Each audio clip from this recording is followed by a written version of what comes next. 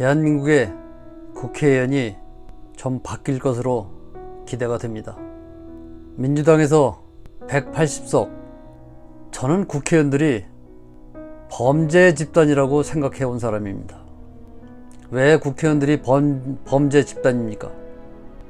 사람들은 살면서 기득권을 놓치고 싶지 않은 것입니다.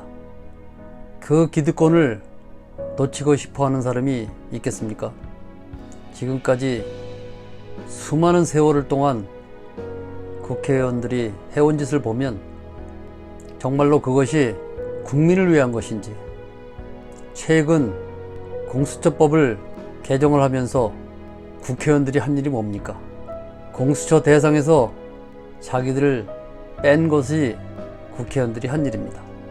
어떤 법은 안 그렇습니까? 우리 국민들은 국회의원들이 법을 만드는 사람들인 것을 모르고 살아온 것이 아닌가, 그런 생각이 들 때가 많았습니다. 법이 정말 잘 만들어졌으면 이렇게 많은 사고, 많은 문제가 발생이 되지 않았을 것입니다. 우리가 그냥 한번 생각을 해보시죠.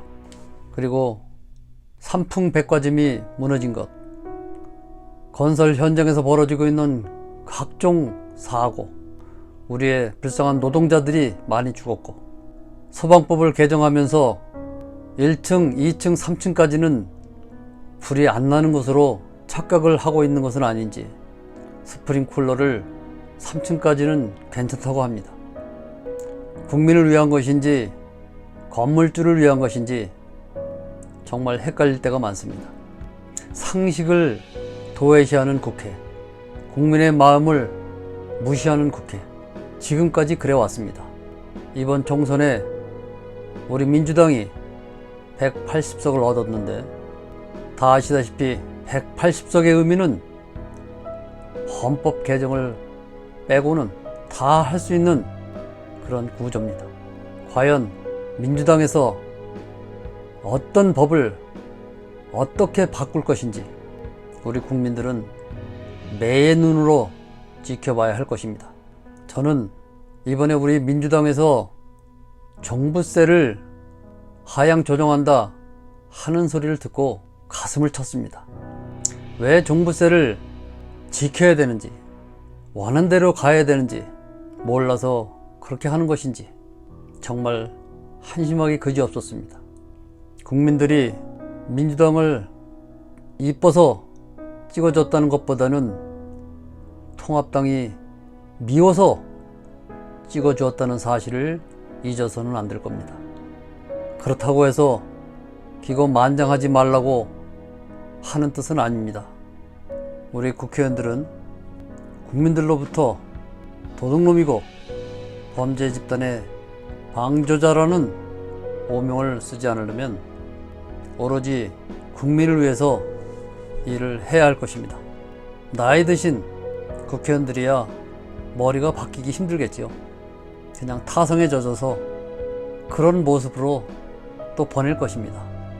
그러나 새로이 국회에 들어온 전령들이 반이 넘는다고 하는데 과연 버릴 수 있을지 한번 기대를 해보겠습니다. 본인들을 위한 법이 아닌 국민들을 위한 법, 신경을 많이 써야 될 것입니다. 나라 구석구석 곳곳에서 펼쳐지고 있는 불합리한 법과 제도를 바꾸는 것은 국회의원들 몫입니다. 이 작은 힘들이 모여서 물줄기를 만들어 놓았습니다. 이제 국회의원들은 그 물줄기를 따라서 유유히 도도하게 걸어가야 될 것입니다. 무슨 수로 우리 국민들을 부자 만들어 줄 것입니까?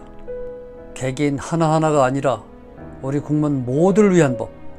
지난번에 이재명 경기도지사께서 그런 얘기를 했습니다. 나라에 돈이 없는 것이 아니라 나라에 도둑놈이 너무 많아서 그렇다. 100번, 1000번 맞는 말씀입니다. 도둑놈을 없애는 법, 권력을 가지고 불법을 저지르는 자들은 혹독하게 철퇴를 가해서 두 번 다시 그런 짓을 하지 못하게 만드는 법을 만들어야 합니다. 국회의원들 여러분들이 스스로가 죄를 지을 것 같으니까 그런 법을 만들지 않는 것은 아닌지 다시 한번 되돌아보셔야 합니다. 가장 힘이 있으면서도 가장 법을 안 지키는 집단, 그래서 국민들로부터 외면받는 그런 집단이 누굽니까? 1번으로 국회, 검찰, 법원, 그리고 고위공직자들, 이런 불법을 아무렇지도 않게 부끄럼 없이 저지르는 그런 집단의 퇴출을 위해서 혹독한 법을 만들어야 할 것입니다. 기대가 크면 실망도 크다고 했습니다.